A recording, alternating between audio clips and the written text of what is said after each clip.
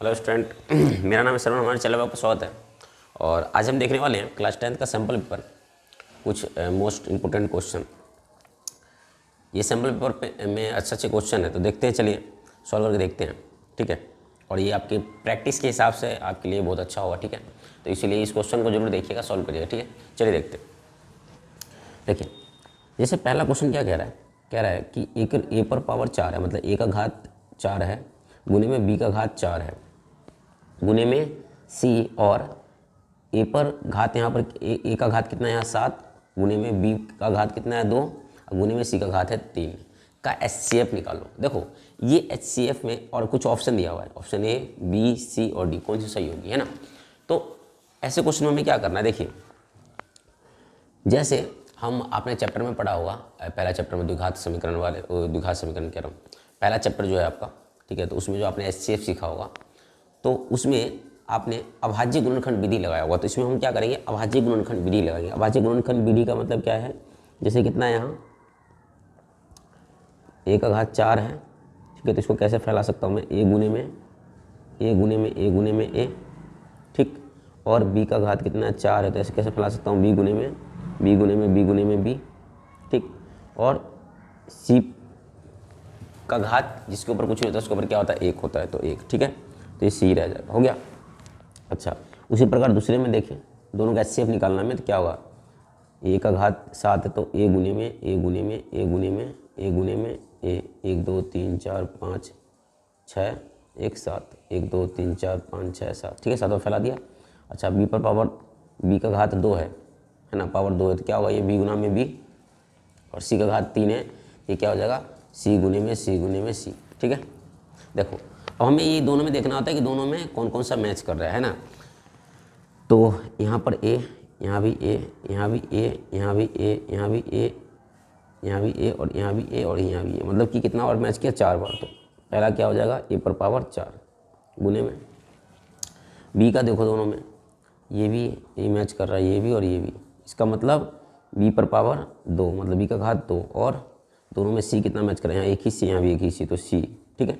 इसमें देखो कौन सा आपको ऑप्शन सही लग रहा है, तो ऑप्शन पहला सही लग रहा है, एक का घात कितना है 4 है, बी का घात कितना 2 है, गुने में सी, ठीक है, तो ये आपका ऑप्शन ये हो गया, ठीक है, तो ये ऑप्शन आपका सही है, ठीक है। चलिए अगला क्वेश्चन देखते हैं। अगला क्वेश्चन देखिएगा, तो देखिए अगला क्वेश्चन आपको दिख रहा होगा, देखिए कि 3x माइनस में 7y बराबर में 10 है, कह रहा है कि में y का x के पदों में परिवर्तित रूप है, ये कह रहा है, लिखिए, ठीक है। अच्छा, इसका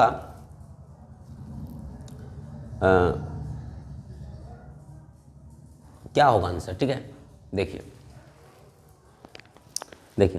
अच्छा एक बात बताइए, हमें y का x के पदों में लाना है, इसका मतलब कि y बराबर में हमें x के रूप में ये हमें निकालना है, ठीक है, x के पदों में हमें निकालना है, ठीक है, y के बराबर में। इसका मतलब क्या, मैं करके दिखाता हूँ। जैसे मान लीजिए 3x माइनस में 7y बराबर में 10 है। अच्छा, मुझे y के बराबर में लाना है, इसका मतलब मैं 3x को उधर भेजूँगा तो क्या हो जाएगा, -7y बराबर में, ठीक है, -7y बराबर में आ जाएगा 10, ठीक। अच्छा, और उस साइड क्या हो जाएगा, माइनस का 3x, क्योंकि बराबर में 10 तो है, उस साइड क्या होगा, माइनस का 3x, इस तरफ प्लस में था। अच्छा, अब क्या देखो, -7y के साथ गुने में है, तो उस तरफ मैं भाग में भेज सकता हूँ कि मेरे को तो y के बराबर में चाहिए, तो क्या हो जाएगा, -10 और माइनस में 3x तो है ही, बटे में आ जाएगा -7, ठीक है। अच्छा, आपके ऑप्शन मैं यहाँ नहीं लिख पाया, सॉरी, मैं भूल गया, कोई दिक्कत नहीं। ऑप्शन क्या दे रखा है उसमें, तो उसमें 2-3 ऑप्शन दे रखा है, उसमें से ऑप्शन कौन सी सही होगी, तो उसमें कौन सा आंसर दे रखा है मैं यहाँ बता देता हूँ आपको, ठीक है। देखिए, ठीक है, सुनना है ज़रा, देखो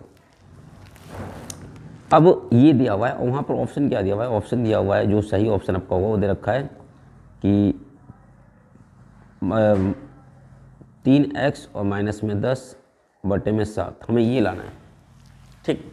अच्छा, यहाँ कैसे लाएंगे हम, क्योंकि ये यहाँ तक तो आ गया और यहाँ तक हमें ये लाना है, ठीक है, तो कैसे आएगा ये, देखिए यहाँ पे कुछ नहीं करना है, छोटा सा बदलाव करना है। अगर मैं माइनस कॉमन लूँ दोनों में से, जो माइनस में हो, जो प्लस में हो माइनस में हो जाएगा, और जो माइनस में हो प्लस में हो जाएगा, ठीक। अब बटे माइनस आता है, माइनस माइनस कर जाएगा, बचा क्या, तो बच गया -10 और प्लस में 3x बटे में 7। बस इसको वापस क्या कर सकते हैं, ऐसे नहीं कर सकते हम, 3x पहले कर दो, -10 लिख दो, अब बटे में 7 लिख दो बस। ठीक है, तो बस हमें ये करना था। ठीक है, चलिए अब नेक्स्ट क्वेश्चन देखते हैं, क्वेश्चन नंबर तीसरा देखिए। ठीक है, आई होप आपको दिख रहा होगा। क्वेश्चन नंबर तीसरा देखिए। ठीक, देखिए, अच्छा देखिए क्या कह रहा है इसमें। कह रहा है कि दी गई आकृति में PS/SQ है, PT/TR है, ये दिया हुआ है। ठीक है, अच्छा और क्या दिया हुआ है कि ये एंगल ना इसके बराबर है, PST बराबर दे रखा है PRQ की, ये पूरे वाले एंगल, बड़े वाले एंगल के। ठीक है, अच्छा एक चीज़ आप समझो क्या कि आपने बीपीटी चैप्टर में समरूपता में आपने थ्योरम पढ़ा होगा, बीपीटी थ्योरम।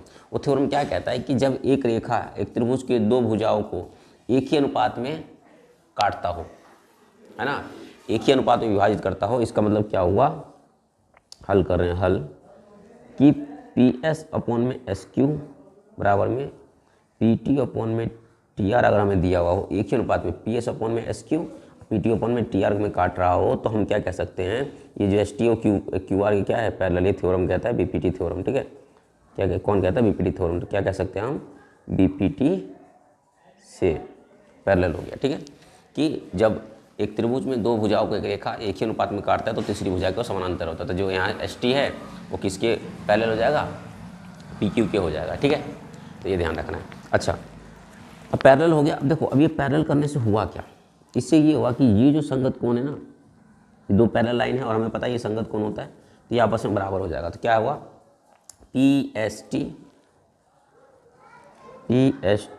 बराबर किसके हो जाएगा, PQR के। ठीक, ये हो गया।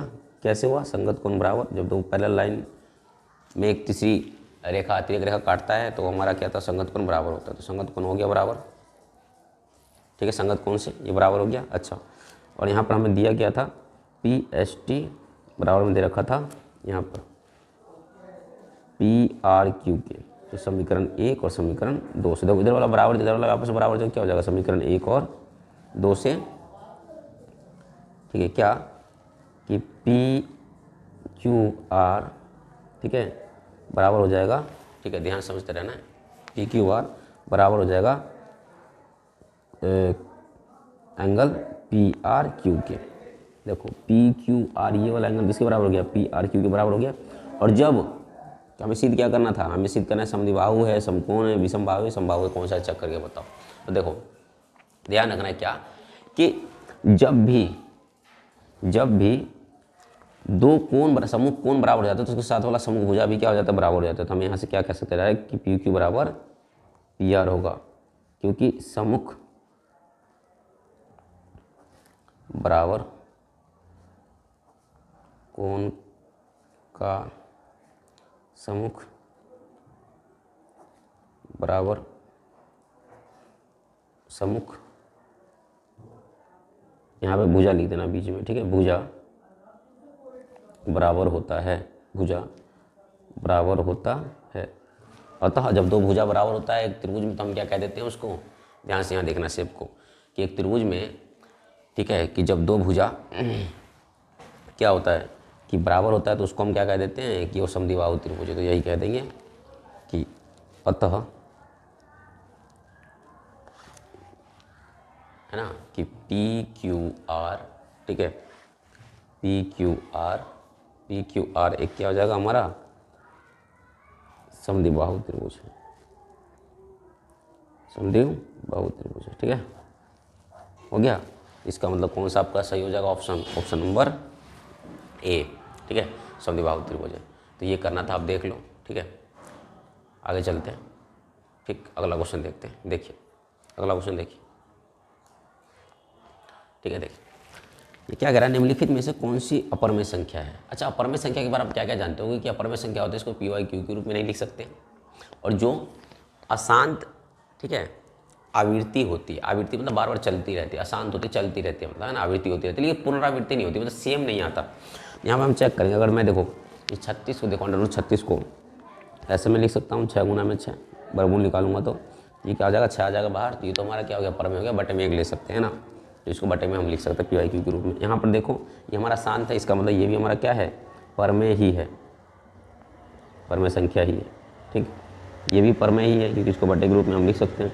ठीक, पी वाई क्यू के रूप में लिख सकते हैं। और यहाँ पर देखो ऊपर वाला ऑप्शन, ठीक है, तो ये मुझे क्या दिख रहा है, ये मुझे दिख रहा है अपरमेय संख्या। क्यों? क्योंकि ये अशांत भी है, ठीक है, और आवृत्ति है, मतलब चलती रहेगी। ठीक है, अशांत होती है और आवृत्ति होती है, इसीलिए ये हमारा क्या कहलाएगा, ये कहलाएगा हमारा अपरमेय संख्या। ठीक, तो ऑप्शन नंबर हमारा सी सही होगा। और ये देखो यहाँ पर देख रहे हो तो यहाँ पे ना सेम रिपीट हो रहा है, जब रिपीट होता है उसको हम कहते हैं परमेय संख्या, तो ये तो हमारा होगा नहीं। ठीक है, तो हमारा कौन सा ऑप्शन नंबर सही होगा, ऑप्शन नंबर सी। ठीक है, तो आपका ये आंसर हो जाएगा ऑप्शन नंबर सी। ठीक, ये सही होगा। ठीक है, चलिए अगला नेक्स्ट क्वेश्चन देखते हैं, क्वेश्चन नंबर 5। ठीक है, देखिए क्वेश्चन नंबर 5 देखिए।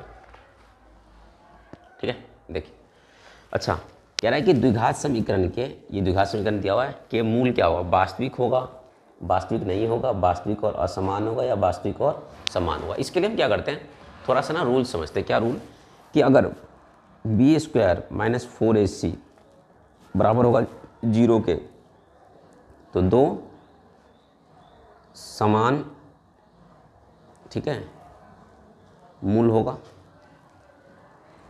ठीक, अगर b² - 4ac, ठीक है, बड़ा होगा 0 से, तो दो भिन्न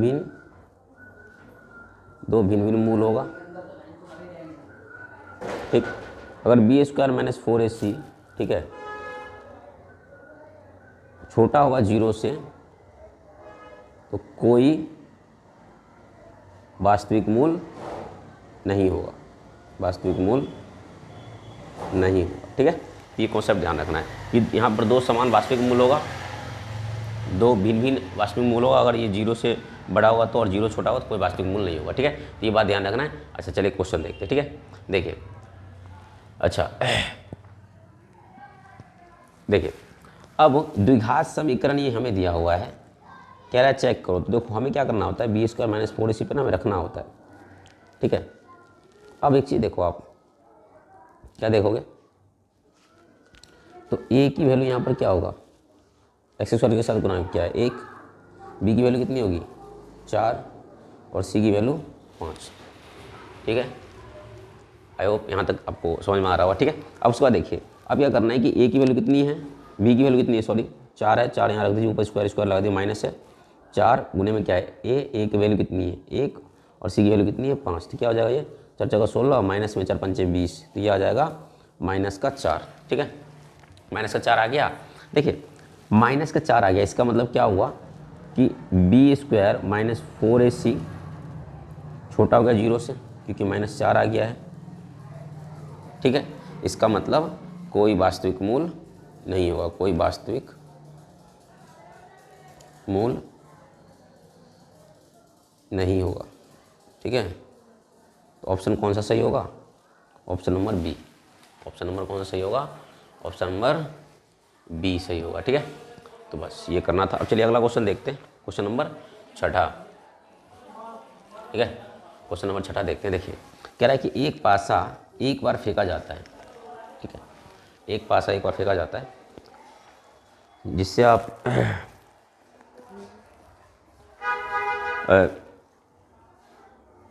जिसको आप छक्का कहते हैं, खेलते हैं, तो उसको पासा को सिंपल शब्दों में जब गेम खेल रहे होते हैं, ठीक है, तो उसी को देखना है कि एक पासा जब फेंका जाता है उस पर कितने होते हैं, 1 लिखा होता है, 2 लिखा होता है, 3 लिखा होता है, 4 5 6 बार, है ना, ऐसे लिखे होते हैं।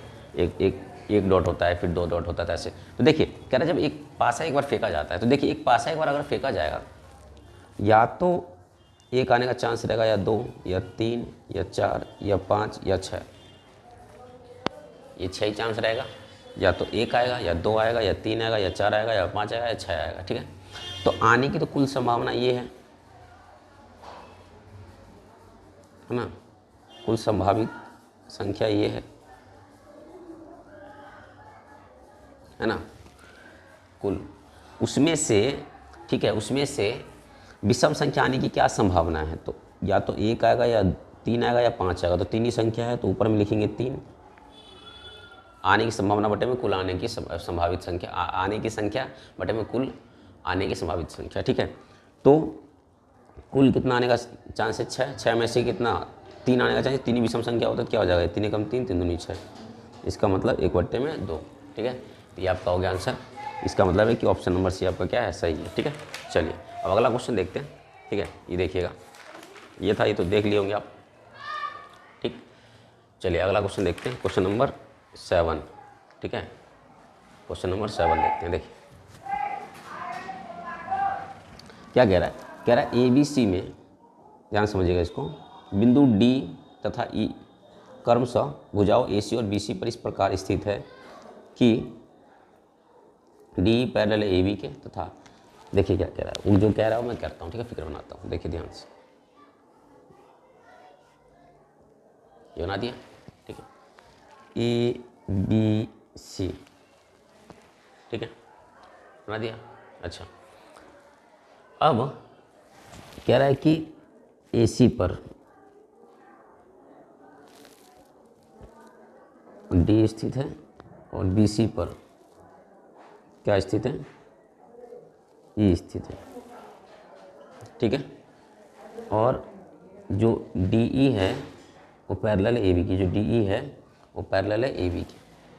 ठीक, ठीक है, तो ये कह रहा है। ठीक, तो देखिए, अच्छा अगर ये पैरेलल है तो हमें पता है, क्या पता है, बीपीटी विलोम से, आपने अगर बीपीटी पढ़ा होगा छठा चैप्टर, तो उसमें बीपीटी थ्योरम विलोम क्या कहता है, बीपीटी विलोम क्या कहता है, विलोम द्वारा हम क्या कह सकते हैं कि अगर DE पैरेलल है AB के, DE पैरेलल है AB के, तो हम ये कह सकते हैं बीपीटी विलोम से कि इसको एक ही रेशियो में, समान रेशियो में बांट रहा हो। इसका मतलब DC अपॉन में, ठीक है, AD, EC अपॉन में BE, सॉरी CE और अपॉन में BE। ठीक, इतना समझ में आ रहा है। ठीक है, ये क्वेश्चन आपका। ठीक है, देखिए अब हमें क्या करना है, DC की वैल्यू यहाँ कितनी दे रखी है, DC की वैल्यू दे रखी है x प्लस में 3, और AD की वैल्यू कितनी दे रखी है, AD की वैल्यू दे रखी है 2x बराबर, BE की वैल्यू कितनी दे रखी है, CE की दे रखी है x, और BE की कितनी दे रखी है, BE की दे रखी है 2x माइनस में 1। ठीक है, कुछ नहीं करना, अब आपको सिर्फ क्रॉस करना है। अगर मैं 2x गुणे में x हो जाएगा बराबर में उस साइड x प्लस 3 गुणे में हो जाएगा 2x माइनस में 1। ठीक है, इसको गुना करेंगे तो हो जाएगा 2x का स्क्वायर। ठीक है, ध्यान सुनना, इसको हो जाएगा, इसको गुना करेंगे तो 2x का स्क्वायर हो जाएगा। ठीक, बराबर में क्या हो जाएगा, इस तरफ देखेंगे तो पहले एक बार पूरे से करेंगे, फिर इसको पूरे से, तो x को करेंगे 2x माइनस में 1 और फिर करेंगे प्लस में 3 को 2x माइनस में 1। ठीक है, ध्यान समझना है। फिर क्या हो जाएगा, 2x का स्क्वायर बराबर में 2x का स्क्वायर माइनस में कितना हो जाएगा x प्लस में, इसको गुना करेंगे 3 दूनी 6x माइनस में 3। ठीक है, तो इसको इस तरफ लाएंगे तभी घट जाएगा, डायरेक्ट कट जाएगा, तो बचा क्या, इक्वल में, इससे ये कट गया। ठीक है, अब बराबर में 0, इस तरफ क्या बचा माइनस एक्स प्लस में 6x और माइनस में 3। ठीक, अच्छा माइनस प्लस क्या हो जाएगा, माइनस हो जाएगा, तो ये आ जाएगा माइनस प्लस का कितना आ जाएगा, सॉरी माइनस प्लस का 5x माइनस का 3 बराबर में 0। ठीक है, अब इसको इस तरफ लाऊंगा, क्या हो जाएगा 5x, ध्यान समझना है क्या किया मैंने 0। ठीक है, अब देखो माइनस एक्स प्लस में 6x और माइनस में 3 है, अब ये माइनस प्लस माइनस हुआ, माइनस का 5x हो जाएगा, ये सॉरी प्लस का 5x और माइनस में 3 है, इसको इस तरफ लाऊंगा माइनस में आ जाएगा, बराबर माइनस का 3, माइनस से माइनस कैंसिल हो जाएगा। ठीक है, तो ये क्या हो जाएगा, उस तरफ बटे में हो जाएगा, तो ये हो जाएगा 3/5।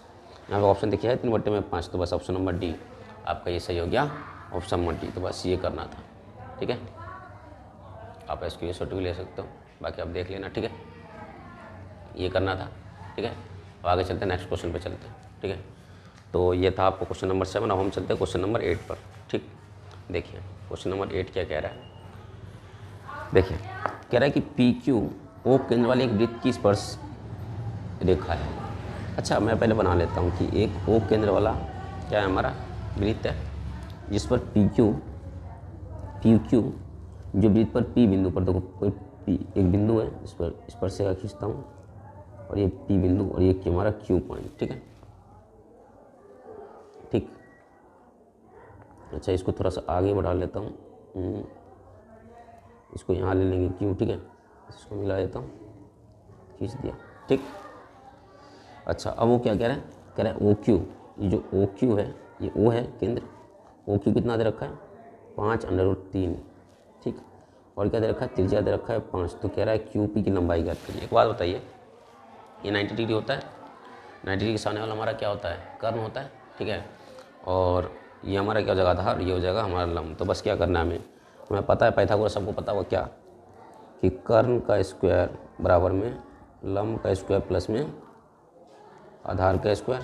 तो कर्ण हमारा कितना दे रखा है 5√3 का स्क्वायर हो जाएगा बराबर में ये हमारा क्या है आधार, त्रिज्या जो आधार है। तो ये क्या हो जाएगा हमारा पहले तो क्यू पी का स्क्वायर प्लस में 5 आधार का स्क्वायर, ठीक है। तो ये कितना हो जाएगा, ये हो जाएगा 5 25 और इससे ये कट जाएगा तो बचा गुने में 3, ये क्यू पी का स्क्वायर ही रहेगा और प्लस में 5 25, ठीक है।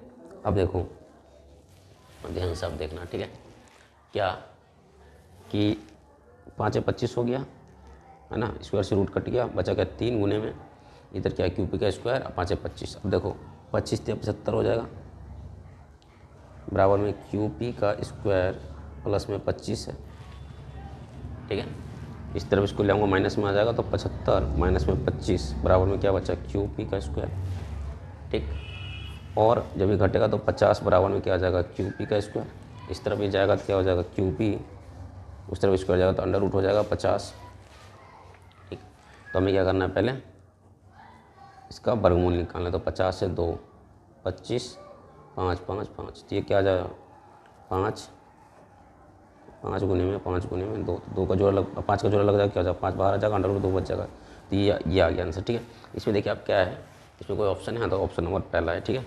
यही आपका आंसर हो गया, ठीक। अब देख लो, ठीक है। आगे चलें अब आगे चलते हैं। देखिए अगला क्वेश्चन देखिए, ये आपके बड़ा अच्छा क्वेश्चन है और इंपॉर्टेंट क्वेश्चन। देखिए क्या कह रहा है कि एक समांतर श्रेणी आपको ये दिया हुआ है और तीसवा पद निकालना है कि तीसवा पद क्या होगा।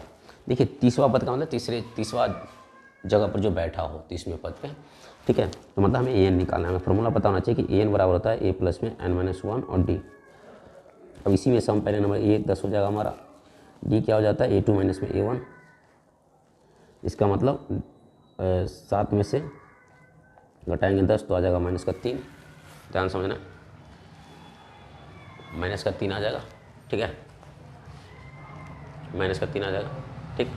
अब देखो अब रख दो यहाँ पे वैल्यू डाटा, एन तो ऐसे ही रहेगा, एक की जगह क्या हो जाएगा 10 हो जाएगा। एन की वैल्यू कितनी आई दे रखी है, तो एन की वैल्यू यहाँ क्या दे रखा है ध्यान समझना है, एन की वैल्यू दे रखा है 30, तो यहाँ रख देंगे 30 और माइनस में 1। अब बोलो में डी की वैल्यू कितनी निकली, यहाँ देख रहे हो ना डी की वैल्यू, ये डी की वैल्यू कन्फ्यूज नहीं होना है, ये डी की वैल्यू आपकी, ठीक है, डी की वैल्यू -3, ठीक है। ये क्या हो जाएगा an बराबर में 10, ठीक, अब प्लस में 29 और गुने में -3, जो हो जाएगा 10 प्लस में 29 था इसके साथ 3 दूनी 6, 6 2 8 87 इसका माइनस का, ठीक है। इधर देखते हैं इसको आगे, ठीक है, कि क्या था पीछे, ध्यान से देखना क्या था, an बराबर में 10 प्लस में माइनस का 29 सॉरी प्लस में प्लस गुने में 29 गुने में -3 था, ठीक है। तो ये गुना हो गया क्या हो गया -87 हो गया, ठीक है। तो आगे क्या लिखते हैं कि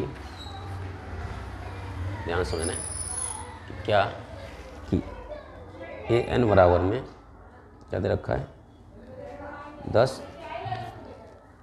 प्लस में -87, माइनस प्लस माइनस करेंगे तो क्या हो जाएगा -87, 10 माइनस प्लस माइनस करेंगे तो ये हो जाएगा an की वैल्यू हमारा, n का वैल्यू कितना हो जाएगा,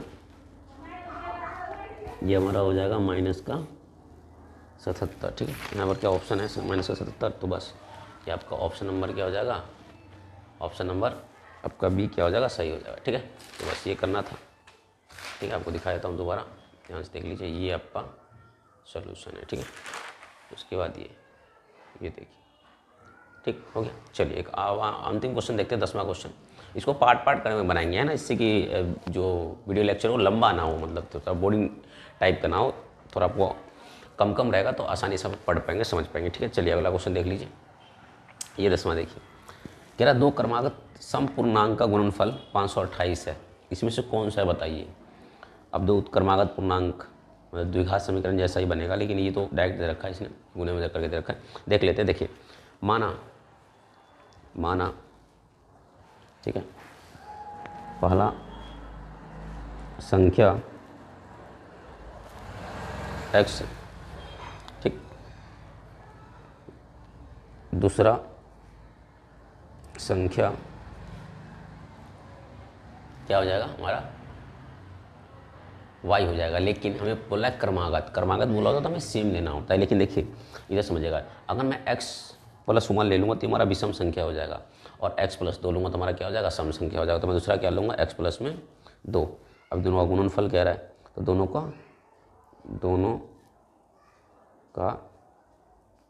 गुणनफल